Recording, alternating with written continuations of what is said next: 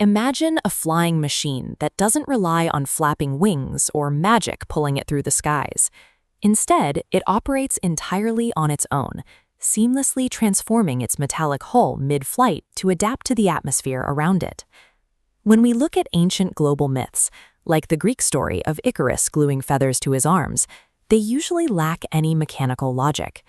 But the ancient Indian epic, the Ramayana, describes something entirely different: the Pushpaka Vimana.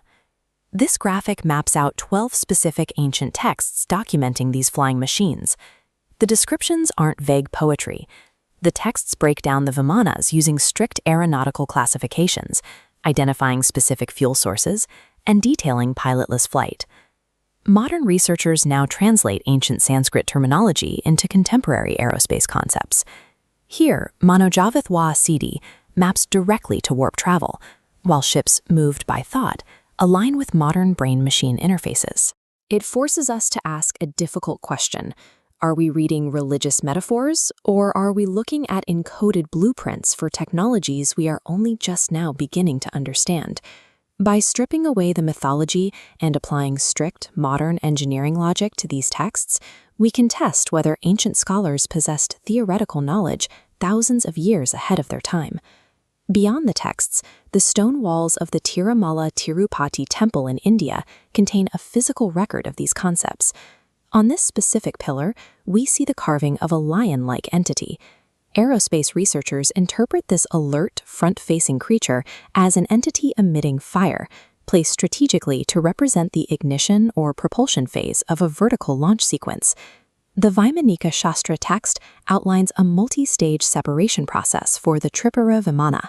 It describes a modular architecture where sections of the craft physically detach from the main body. The text details fasteners, called kialakas, spaced at 10-foot intervals, triggered by an electrical generator, causing the base to detach while the upper stage continues its flight. Moving to another section of the pillar, we find this carving. It shows a seated, monkey-like figure next to a circular medallion. Analysts suggest this represents an early biological test subject, used to study physiological survival and life support systems in space-like conditions. That mirrors exactly how modern space programs operated in the mid-20th century, securing primates into specialized harnesses to test the extreme physical stresses of orbital flight before ever risking human astronauts. These carvings suggest an ancient familiarity with the modular architecture of rocket flight and the physiological stresses of space travel. To reach extreme altitudes, the text claimed these vehicles functioned without any conventional combustion. They didn't burn chemical fuel. Instead, they relied on tapping into elemental energy fields. The Vimana Shastra dedicates specific sections to what it calls mercurial science. It details a process where liquid mercury is heated, stabilized, and energized to create the lift and thrust necessary for flight. Look at the glowing blue interior of this modern ion thruster. Today's aerospace engineers use electrostatic fields to accelerate ions to generate thrust. The ancient descriptions of fire-bound mercury map directly onto modern plasma propulsion systems. The carvings also point to external power generation. Here, a helmeted figure operates next to a structure that closely resembles a tree, which researchers interpret as a device designed to capture environmental or solar energy. We are building the exact same things today. These are biomimetic solar harvesters, structures engineered to mimic the way sunflowers track the sun across the sky to maximize their energy collection. Nikola Tesla shared this view of the natural world, proposing that resonance and vibration were the primary means of interacting with the universe's energy. Inside the cockpit, the Vimana required no manual piloting. There were no joysticks, steering wheels, or mechanical levers required to keep the ship airborne. Instead, the texts say the craft was operated using specific mantras. By vocalizing precise syllables, the pilot created sonic frequencies that triggered the ship's energy circuits.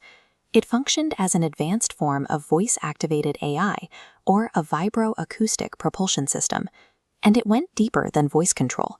This diagram outlines the advanced features attributed to the Pushpaka Vimana, highlighting a telepathic interface and predictive AI. The craft possessed extrasensory perception, reacting instantly to the pilot's mental commands and underlying emotional state. We are currently spending billions to achieve exactly this. Through brain-computer interface technology, tech leaders like Elon Musk are developing implants designed to let human neural signals control digital devices and machines using only thought. Because it was linked to the user's mind, the Vimana could be placed into a deep space wait mode. It could loiter in a geosynchronous orbit indefinitely, navigating back to Earth coordinates only when the pilot mentally summoned it. We are just now achieving similar orbital loitering with high-altitude autonomous drones. The Vimana represents the final frontier of engineering, a sentient machine that treats the human mind as its primary control circuit. This chart evaluates the realism of the Vimana's features against our current technology. While we have achieved pilotless operation and basic stealth, many of the ancient concepts, like drastic shapeshifting and full telepathic control, remain entirely experimental or hypothetical today. The gap between when these ideas were first recorded and when humans actually achieved powered flight is staggering. The Vedic texts predate modern engineering by millennia. Just a little over a century ago, the Wright brothers managed a brief hop across the sand in a fragile wooden glider. Since then, we've moved from fabric wings to hypersonic drones. The significance of these blueprints lies in their conceptual engineering, the ability to predict the trajectory of our most advanced technologies thousands of years in advance. The Pushpaka Vimana stands as a model for a future where mechanics, sustainability, and consciousness operate as a single integrated system.